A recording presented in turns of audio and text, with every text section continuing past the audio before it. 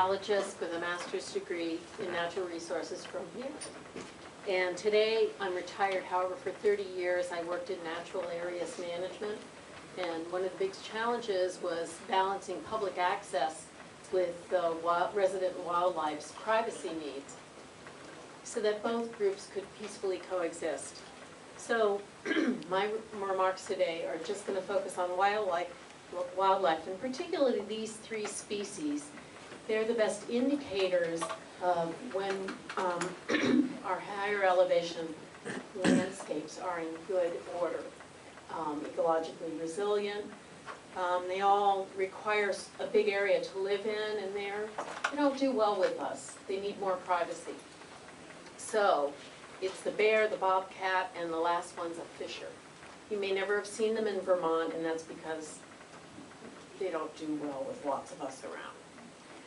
I'd like to offer two specific design considerations, and I'm focusing on the wind turbines because they tend to be up in the ridges, which are very important wildlife corridor routes for these animals and others.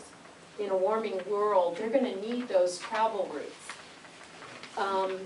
So any impact on a ridge in Vermont, it's really taking away a precious resource. I'm not against it per se, but I think we have to do them right. And with two design considerations, I think we might be able to strike a balance where they won't leave and we can have wind turbines. It shouldn't be on all ridges, but I don't think that's in the cards anyway.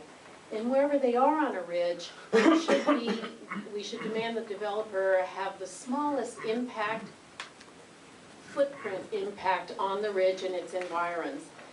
Don't allow big roads. We don't have to take those for granted. Maybe they can helicopter in the heavier equipment and have the wind turbines on a smaller scale, more a Vermont scale. And then that way you can leave the south-facing craggy features that we don't have a lot of them, but bobcat really rely on them. We can also leave more of the forest intact, which helps us all fight global warming. The second demand that for any future turbines on the ridges, I would hope would be that the roads they put in don't become public thoroughfares. I'm not saying reduce existing uses, but make sure that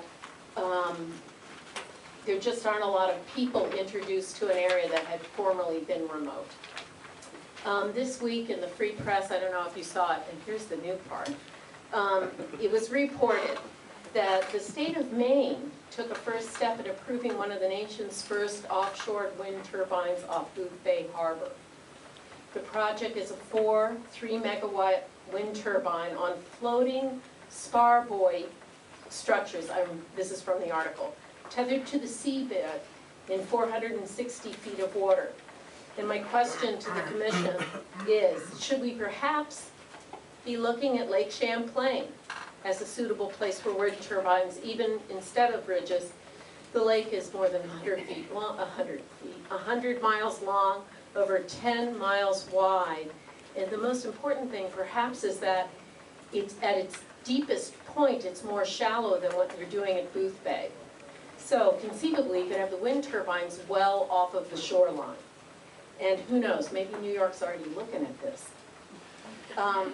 But with wind turbines on the lake, there wouldn't be any forest or wildlife disturbed. The lake is already in public ownership.